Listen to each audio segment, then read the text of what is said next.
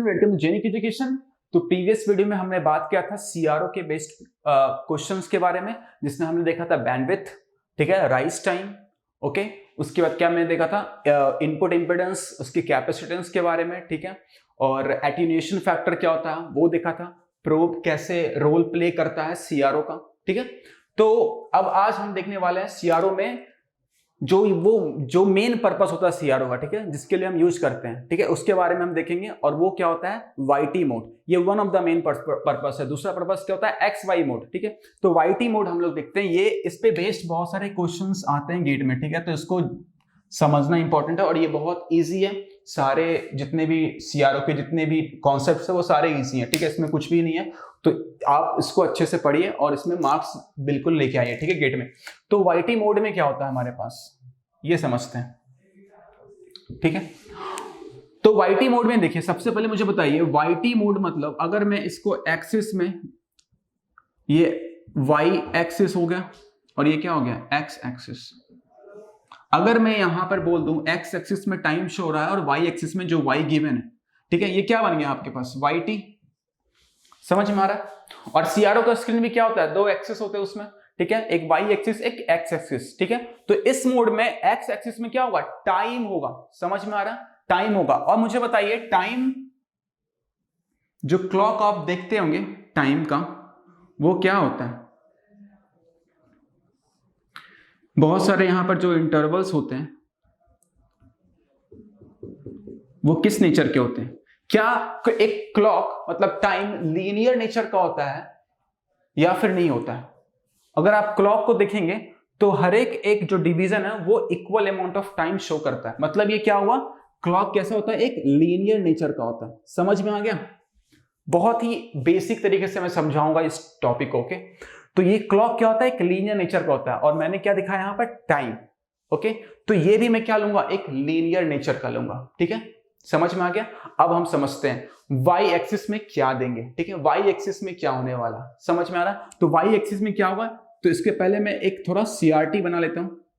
ये हमारा सीआरटी बन गया। यहाँ पे हॉरिजॉन्टल प्लेट है, ठीक है, और यहाँ पर क्या है आपके पास, वर्टिकल प्लेट। और मैंने प्रीवियस वीडियोस जो सीआरओ में बताया है उसमें क्या बोला है, जो इनपुट सिग्नल देते हैं सीआरओ में वो कहां देते हैं, ये हॉरिजॉन्टल प्लेट में देते हैं। और ये क्या काम करता है, वर्टिकल डिफ्लेक्शन करवाता है, ठीक है। तो यहां पर क्या लेते हैं हम लोग, इनपुट देते हैं और ये क्या करवाता है, वर्टिकल डिफ्लेक्शन। और अगर हमें कौन सा डिफ्लेक्शन चाहिए, हॉरिजॉन्टल डिफ्लेक्शन, तो हम क्या करेंगे, वर्टिकल प्लेट में देंगे। यानी कि क्या, हॉरिजॉन्टल डिफ्लेक्शन मतलब एक्स एक्सिस में।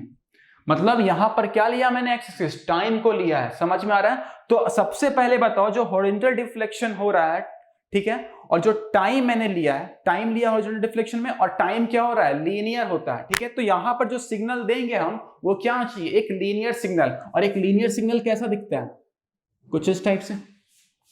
समझ में आ गया, ठीक है। अब हम वाई एक्सिस में क्या दे रहे हैं, वाई एक्सिस में क्या दे रहे हैं, इनपुट सिग्नल। मान लेते हैं हमारे पास एक इनपुट सिग्नल है कुछ इस टाइप से, ओके, एक साइनसोइडल है और ये अननोन है, मैं नहीं जानता कि इसका पीक वैल्यू क्या है, इसका आरएमएस वैल्यू क्या है, इसका फ्रीक्वेंसी क्या है, इसका टाइम पीरियड क्या है। बट मैं चाहता हूं उसको एज इट इज सीआरओ में देख पाऊं, ओके। तो सीआरओ में मैं एज इट इज इस अननोन सिग्नल को देखना चाहता हूं, ओके। तो अब मैं देखूंगा कि क्या जब मैं ये सिग्नल वर्टिकल डिफ्लेक्शन करवाऊंगा, इसका मतलब हॉरिजॉन्टल प्लेट में दूंगा, तो क्या मुझे एज इट इज दिखेगा विदाउट यूजिंग हॉरिजॉन्टल डिफ्लेक्शन, मतलब विदाउट यूजिंग वर्टिकल प्लेट। तो ये सबसे पहले देखते हैं, ठीक है। इसको मैंने दिया सीआरओ में, ठीक है, कहां दे रहा हूं मैं, सीआरओ में, और उसमें कहां दूंगा, हॉरिजॉन्टल प्लेट में, ओके। तो हॉरिजॉन्टल प्लेट में जब मैं दूंगा, और ये मान लेते हैं सीआरओ का स्क्रीन है, और मैं क्या बोल रहा हूं, वर्टिकल प्लेट में कोई भी सिग्नल नहीं जा रहा है, ठीक है, कोई भी टाइम सिग्नल नहीं जा रहा, अभी कोई भी टाइम सिग्नल नहीं जा रहा है। तो जैसे ही मैं दूंगा इसमें, तो इसमें जो डिफ्लेक्शन शो होने वाला स्क्रीन पे, तो क्या होगा, सिर्फ वर्टिकल डिफ्लेक्शन होगा, यानी कि ये ऊपर जाएगा, जैसे जैसे इसका इंक्रीज करेगा वैल्यू, फिर डिक्रीज करेगा तो नीचे आएगा, जीरो होगा, फिर नीचे आएगा, नेगेटिव आएगा, फिर ऊपर जाएगा, जीरो होगा। समझ में आ रहा है। तो एक पूरा साइकिल ये कंप्लीट करेगा, मतलब ये सिर्फ वाई एक्सिस पे दिखने वाला है। तो क्या ये दोनों सिग्नल इक्वल है, इक्वली दिख रहे हैं क्या? नहीं दिख रहे हैं, ठीक है। मतलब कि इससे हम कुछ पता नहीं लगा सकते इस अननोन सिग्नल का। समझ में आ गया?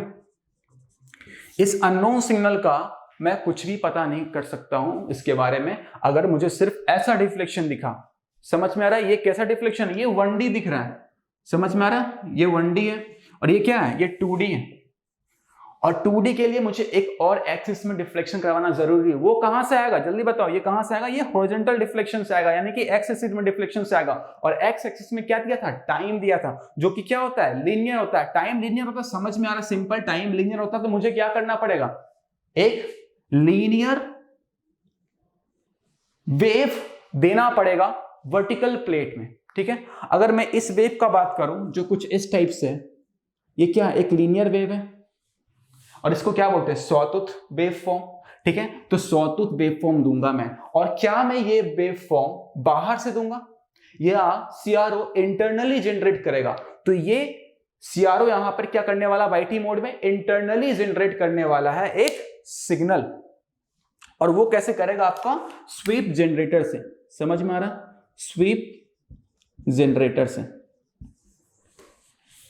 ठीक है।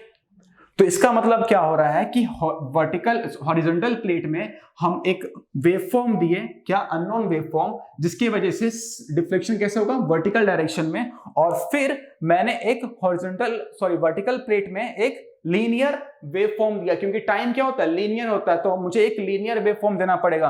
वो कहां से आएगा? स्वीप जनरेटर से। अब ये दोनों जब एक साथ एक्ट करेंगे तो मुझे कुछ इस टाइप का वेवफॉर्म दिखने वाला है, ठीक है। तो अब देखते हैं ये कैसे दिखेगा। पहले क्या हो रहा था हमारे पास यहां पे सीआरओ में, ठीक है।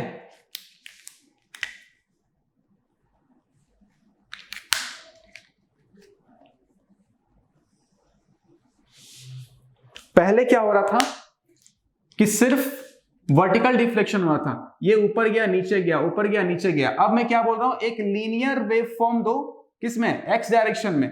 लीनियर वेवफॉर्म जब एक्ट करेगा तो जो इलेक्ट्रॉन बीम है उस पे एक्ट करने वाला, जैसे ही इस पे एक्ट करेगा तो ये मान लेते हैं ये फोर्स लग रहा है एक्स एक्सिस में, किस पे? इलेक्ट्रॉन बीम पे। वो भी कैसा है? लीनियर है, कांस्टेंट है, फोर्स नहीं लग रहा है, मतलब जो वेलोसिटी प्रोवाइड होगा, क्योंकि फोर्स अगर लगेगा तो एक एक्सेलरेशन भी आएगा। हम एक्सेलरेशन नहीं करवा रहे हैं, एक कांस्टेंट वेलोसिटी है इसके पास। तो एक कांस्टेंट वेलोसिटी जब एक्ट करेगा तो क्या होगा? अब बताओ, इस जो पॉइंट जो हमारे पास मार्कर है इसके पॉइंट पर एक एक्स डायरेक्शन में भी क्या लगने वाला है? आपके पास एक वेलोसिटी आने वाला, कांस्टेंट वेलोसिटी। और जैसे ही कांस्टेंट वेलोसिटी आएगा तो ये क्या होगा? ये कुछ इस टाइप से जाएगा। समझ में आ रहा है? अगर इस टाइप से जाएगा तो ये दोनों वेव क्या दिखेंगे? इक्वल दिखने लगेंगे। लेकिन वहां पर भी एक प्रॉब्लम है। कब इक्वल दिखेंगे? कब इक्वल दिखेंगे ये डिपेंड करेगा इस पे, ठीक है। कब स्टैटिक दिखेंगे ये डिपेंड करेगा स्वीप जनरेटर पे।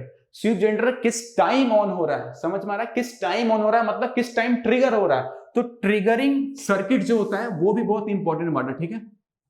ट्रिगर कब हो रहा है, ठीक है। और जो हमारे पास स्वीप जनरेटर ने वेवफॉर्म जनरेट किया है उसका टाइम पीरियड क्या है? टाइम पीरियड क्या है ये भी क्या करेगा?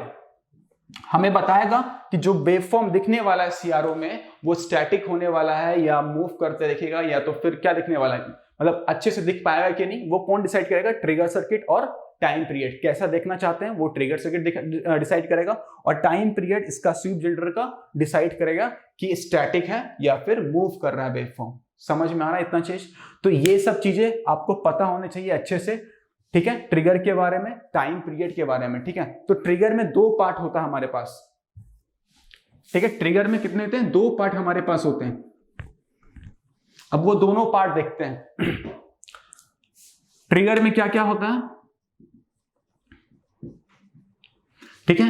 एक तो लेवल डिसाइड होता है, लेवल, और दूसरा राइजिंग है या फॉलिंग है, यानी बोल सकते हैं स्लोप। एक लेवल सेटिंग होता है ट्रिगर में और एक स्लोप सेटिंग होता है, ठीक है। अगर मैं ये वेवफॉर्म दिया और सीआरओ में अगर ये वेवफॉर्म कुछ इस टाइप से दिख रहा है नीचे से ऊपर, समझ में आ रहा है, या फिर कुछ इस टाइप से दिख रहा है, क्या बोल सकते हैं, ये कुछ इस टाइप से दिख रहा है, ओके, समझ में आ रहा है। तो दोनों का जो ट्रिगर सेटिंग होगा वो डिफरेंट होगा। अगर मैं फर्स्ट केस का बात करूं, इसका लेवल क्या दिख रहा है, ये कौन सा लेवल बोलेंगे इसको? जीरो लेवल, ठीक है। तो इसका लेवल क्या है? जीरो। और स्लोप यानी कि जिस लेवल से स्टार्ट हुआ है उस पॉइंट पे स्लोप इंक्रीजिंग है, मतलब राइजिंग एज है या फॉलिंग एज है। तो यहां दिख रहा है इंक्रीजिंग है, ठीक है। यहां पर क्या दिख रहा है, यहां फॉलिंग है, फॉल हो रहा है, यानी कि ये नेगेटिव स्लोप हो गया। अब यहां पर देखें जो हमारा स्लोप है कुछ इस पॉइंट पे, यानी कि हायर देन 0, मान लेते हैं 1 वोल्ट, ठीक है, कॉमा। अब यहां पर जो जहां से स्टार्ट हुआ है, जहां से ट्रिगर हुआ, वहां पे कैसा है इसका, इंक्रीजिंग नेचर है, डिक्रीजिंग नेचर है, इंक्रीजिंग यानी कि पॉजिटिव स्लोप। समझ में आ गया। तो आप देख सकते हैं ट्रिगर से कैसे चेंज हो रहा है जो हम वेवफॉर्म देख रहे हैं। समझ में आ गया, ट्रिगर से कैसे चेंज हो रहा है। अब मैं क्या बोला था, एक दूसरा किस पे डिपेंड करता है, टाइम पीरियड पे। टाइम पीरियड किसका, जो मैंने यूज किया था टाइम एक्सिस में, यानी कि सॉटूथ वेवफॉर्म का।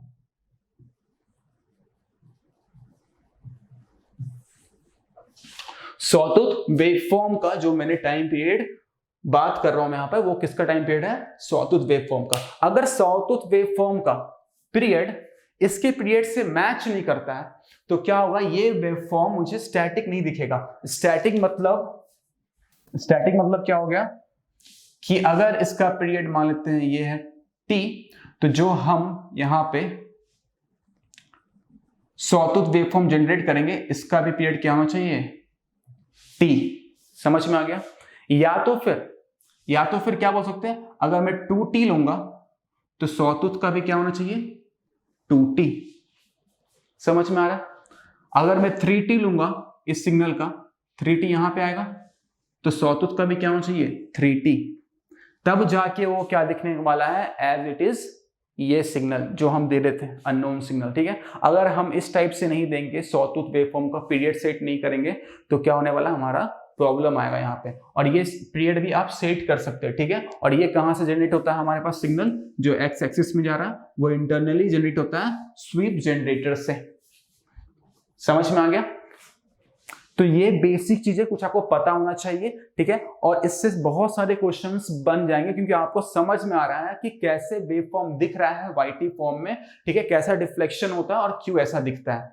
ओके, तो नेक्स्ट वीडियो में हम क्वेश्चंस लेंगे वाईटी मोड के, अच्छे से क्वेश्चन, 2-3 क्वेश्चन अच्छे से क्वेश्चन लेंगे वाईटी मोड के, फिर इसको सॉल्व करेंगे और उसमें और भी बहुत कुछ डिस्कस करेंगे कि ट्रिगर में बहुत सारे होते हैं, कितने टाइप की ट्रिगर होता है, एक्सटर्नल ट्रिगर होता है, ठीक है, एक होता है लाइन ट्रिगर होता है, ठीक है। तो वो सिंपल पार्ट है, ठीक है। मेन पार्ट आपको समझना है ट्रिगर का मतलब क्या हुआ, ठीक है, ये कहां से आ रहा है, वो डिफरेंट पार्ट है, वो भी बताऊंगा क्वेश्चन के थ्रू, ठीक है। बट ये बेसिक आपको अंडरस्टैंडिंग हो रहा है कि नहीं कि वाईटी में एक्चुअली चल क्या रहा है, ठीक है, चीजें कैसे वर्कआउट हो रहे हैं वो आपको पता होना चाहिए। समझ में आया, ठीक है। तब तक अच्छे से देखते रहिए। All the best, thank you so much.